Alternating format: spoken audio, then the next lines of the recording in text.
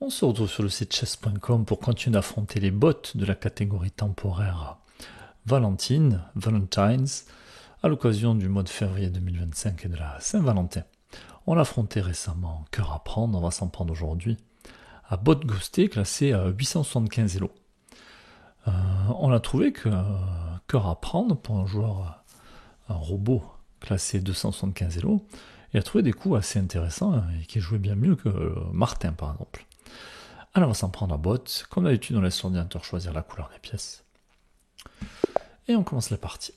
Allez, on se retrouve avec les pièces noires. Sur le cas, je crois que ça fait longtemps qu'on n'a pas joué au 5. Donc on l'a dit, on essaie de jouer sans forcément de connaissances théoriques. Donc Martin, je veux dire Martin. Le bot ghosté qui met la pression sur notre pion. Pression qui va nous faire le mat du berger. On va venir défendre ce pion. Attention, le bot qui menace échec et mat, si on sort le cavalier, ça fait échec et mat ici. Donc on va couper cette diagonale. La menace de mat qui est de retour. J'interpose le cavalier. Protégé par la dame. Placer le fou à la défense de tout ça. Et puis je vais jouer roc tout simplement. Allez, le bot ghosté qui a perdu un peu de temps. Bon, rien de dramatique. Alors je me dis, est-ce que je peux installer mon cavalier là? Est-ce que j'ai pas envie de jouer D5 pour venir m'en prendre à ce cavalier? Je peux aussi juste jouer D6. Mais bon, est-ce que c'est intéressant de prendre ce cavalier sachant que la dame peut prendre? Pas pour le moment. Je vais juste jouer D6. Puis je me dis peut-être installer... J'ai installé le cavalier l'autre. Bon, par contre, maintenant... le cavalier était défendu par le pion et par la dame. Maintenant, il est défendu par rien du tout. Je comprends pas bien ce coup là, du bot ghosté. Et la pression qui est mise ici, qui est mise aussi sur le pion B. Je peux tout simplement ramener le fou. Je peux aussi venir chercher la tour. Je pense que c'est ce que je vais faire. Peut-être que l'adversaire va venir récupérer du fou. Ah, mais s'il n'y a pas un pion qui est en prise ici. Bon, ça ne me dérange pas de laisser ce pion-là. Mais bon, il faudra faire attention, mon cavalier sera un peu fragile.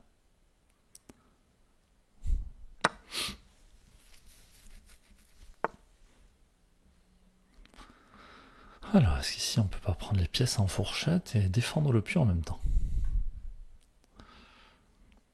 Ah, donc j'ai du matériel en plus, ça m'intéresse d'échanger du matériel, hein, tout simplement. Allez, je place mon cavalier au centre de l'échiquier. Si la dame s'en va, je pourrais prendre ce pion. Je peux aussi m'intéresser à un coup comme celui-là, qui va attaquer la dame. J'allais dire pour la dévier de la défense de ce pion, mais... Donc je vais préparer ce coup-là. Je vais venir attaquer la dame, mais quand je vais attaquer la dame, mon fou va protéger le cavalier. Et après, je pourrais venir chercher la tour.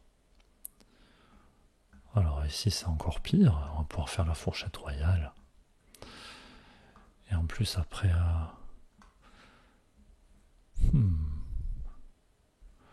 Je me demande si je dois récupérer du fou, du cavalier. Allez, échec. On peut récupérer la dame. Je réfléchis d'abord si j'ai pas un meilleur coup. Hein. Si madame maman pouvait venir par là, par exemple. Mais c'est pas le cas. Non, maintenant, est-ce que je vais récupérer du fou ou du cavalier? Je pense que je vais récupérer du cavalier parce que j'ai envie de conserver mon fou de case noire vu que l'adversaire a toujours son fou de case noire. Je m'attendais à ce que l'adversaire reprenne du cavalier ici.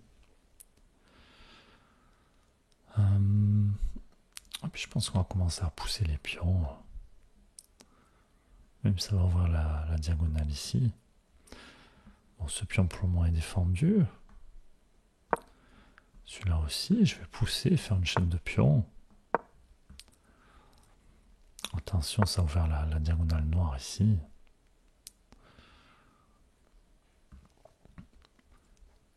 Alors, est-ce qu'ici je ne devrais pas prendre le cavalier et ensuite venir prendre les pièces en fourchette ici. Et si l'adversaire protège son pion vers le fou, je pourrais récupérer le pion qui est là.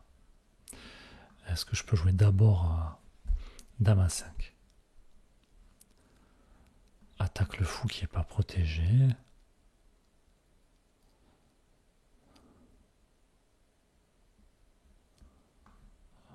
Je vais le jouer. Un coup intéressant.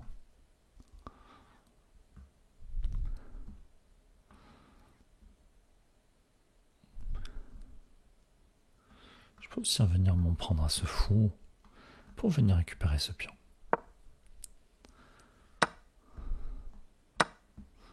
Ah, le pion est attaqué.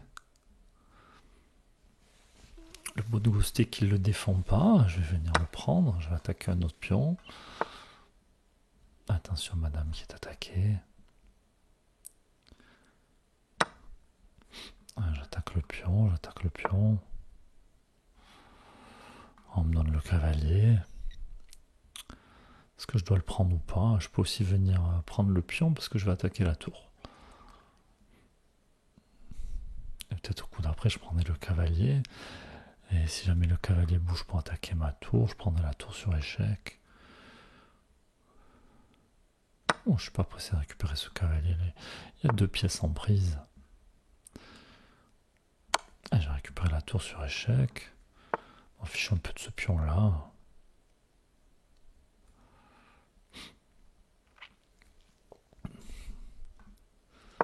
Allez, je pousse, c'est surprise.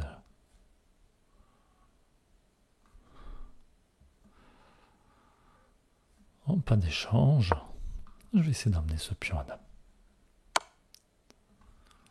Allez, échec, est-ce que ça a fait quelque chose de grave? J'ai pas l'impression. Allez, est-ce qu'il y a des menaces ici? J'ai pas l'impression non plus.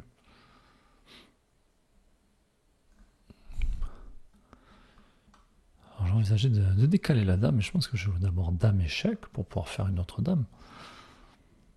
Comme ça, le cavalier n'a pas le temps de revenir m'embêter.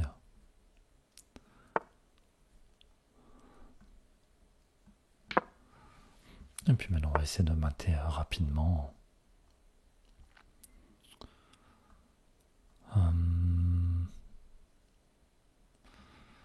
Alors, échec. On peut avoir beaucoup de cases ici.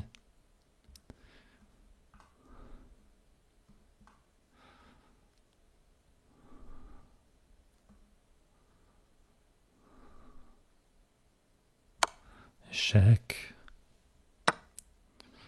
Est-ce que je peux venir jouer échec ici? Échec et mat.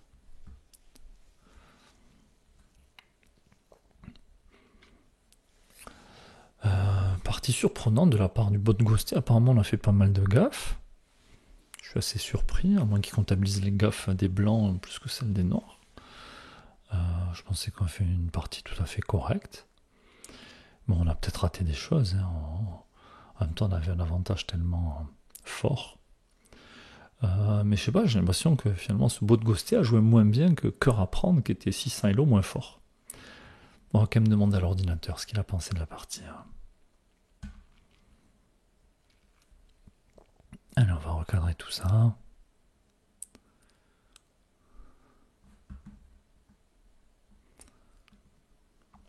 Alors, on a joué à 93% de réussite, c'est plutôt pas mal. Bon, nos gaffes ont disparu, nos erreurs ont disparu. Apparemment, on a manqué un coup malgré tout. Avec une ouverture pas terrible, et puis un milieu de jeu à plus de 98% de précision. Donc, plutôt une bonne partie finalement. Alors, qu'est-ce qu'on a raté ici?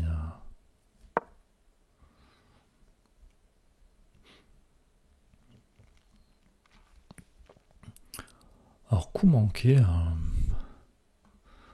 bon, c'est un coup qu'on a tendance à faire pour menacer la fourchette. Mais bon, ça se défend assez facilement avec la dame. J'ai préféré privilégier je sais pas, le développement des pièces, la mise à l'abri du roi.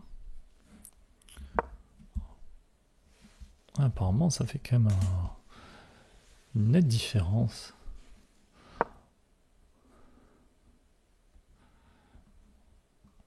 Alors sur Dame 2, je me dis qu'il y a un coup comme ça qui peut être intéressant.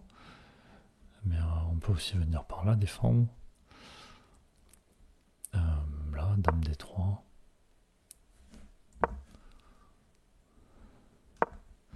Dame D1 pour défendre ce pion.